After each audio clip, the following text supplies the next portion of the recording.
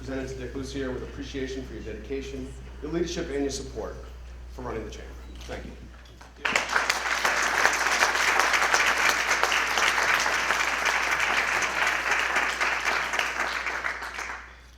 Good evening, everyone.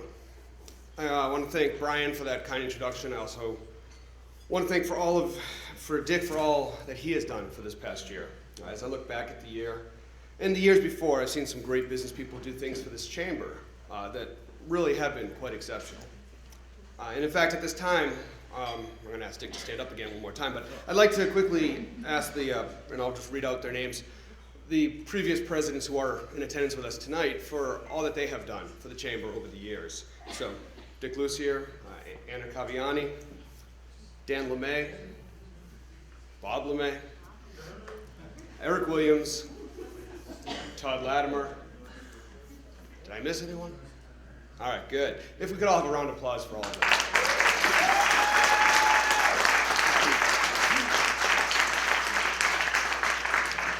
It's because of these leaders, as well as everyone else that has served on the board, in the chamber, that we can have a great foundation of what we have right now, and so that we have the ability to take this chamber to the next level.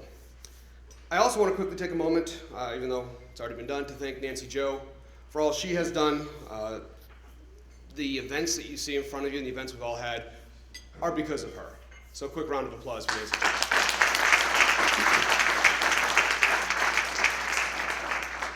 Most importantly, I want to thank all of you, because this chamber is about you. It's about our community, it's about our businesses. It's your investment in the chamber that makes everything possible. So I just mentioned taking the chamber to the next level. What is the next level? More importantly, where are we today?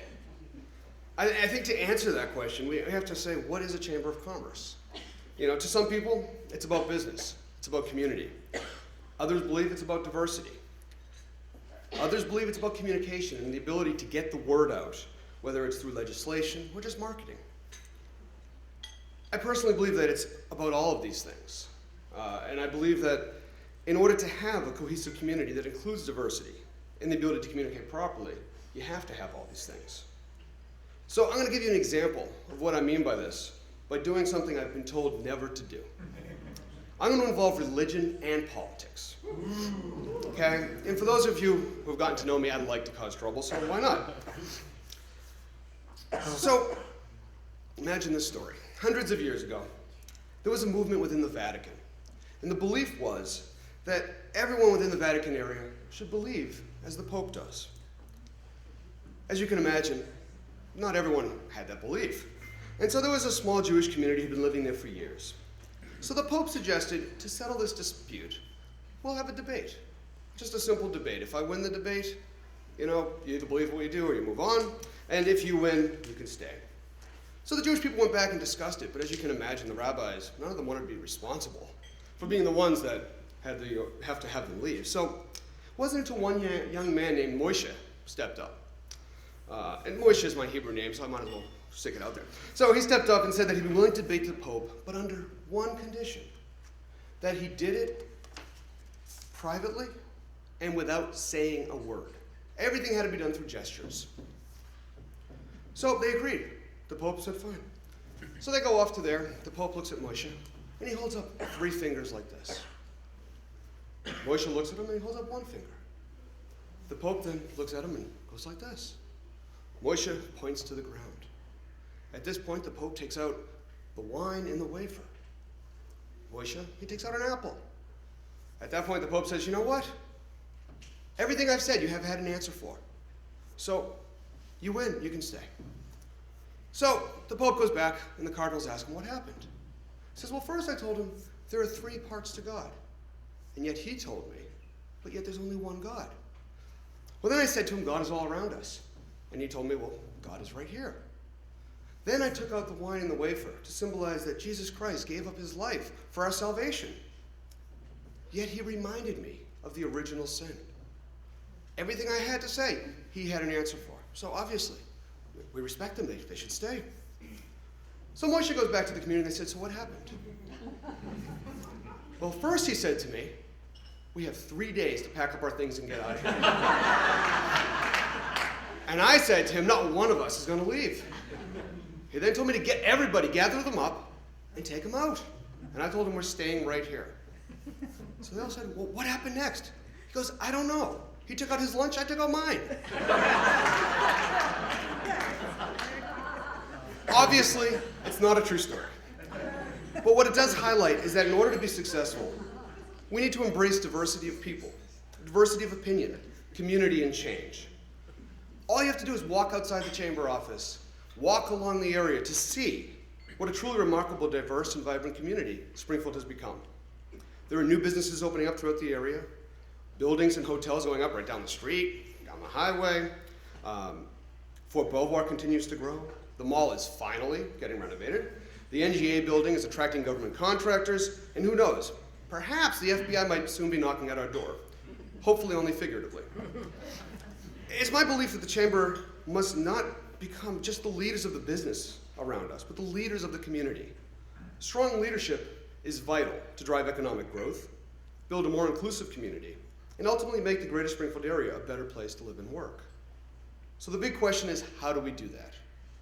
We do that by providing valuable services to our members, to our community, and even to those businesses who have yet to see the importance of being a part of this chamber. We do that by providing more events, by involving us in the community events, and by involving those businesses who traditionally have not been a part of the chamber. As people in the chamber know, it's my goal to do a lot, and I'm probably not going to accomplish everything I'd love to do. But some of the things we would like to do, and some things I do see happening, one of them is an implementation of a Valor Awards program to honor those brave men and women who serve in our police and fire and rescue department. I've spoken with Captain Hill in West Springfield, Captain Baumstark in Franconia, Deputy Chief William Garrett of the Fire and Rescue Department, and they're all in favor of this. It's not only to allow the chamber to honor these people, but it is to allow the community to honor them as well. And hopefully through proceeds of an event like this, we can contribute to their charities, but more importantly, contribute to our scholarship program to help improve the lives of people here in Springfield. Another thing I want to do is hold more events. And I know Nancy Jo's saying, oh, not more events, but I want to expand those events to having quarterly events, whether it's with other organizations, whether it's other chambers, whether it's the Rotary Club. As any successful business person can tell you, when the economy has its challenges, and Congress continues to add to those challenges, there is nothing more important than to build up our own connections and networks. What better way to do this by than expanding our horizons to include those around us who are not part of us? Not only will this attract a lot more people to the events, but it'll expose our chamber to other businesses. We've already got something set up with Mount Vernon. I've already spoken with the Central Fairfax Chamber, and they're very eager to do it. And so, to me, this is another thing we must do to help grow our membership. As you couldn't tell, I'm talking about community, and really I want to integrate our chamber into the Springfield community more so than it has been before. Whether it's through our quarterly events such as a golf outing, the idea of hosting a Taste of Springfield during Springfield Days, the annual dinner. I want our events to be not just about exposing our members to the community, but the community to our members. There is so much we can do, whether it's by being involved in Springfield Days, by being involved in local community groups such as the Rotary. There's a lot of value we can bring in. And lastly, I want to involve a lot of our larger businesses in the area in the chamber. Our chamber is a great chamber with a great focus on small business. I don't want to change that, but I do want some of the larger companies that exist among us not only to help our businesses grow, but can help them as well. So how do we do that? I wish it was simple as challenging the leadership to a silent debate with apples and wine. But like everything else, it's about relationships. It's about providing value in what we do and what the community does, and by embracing everyone around us, members and non-members alike.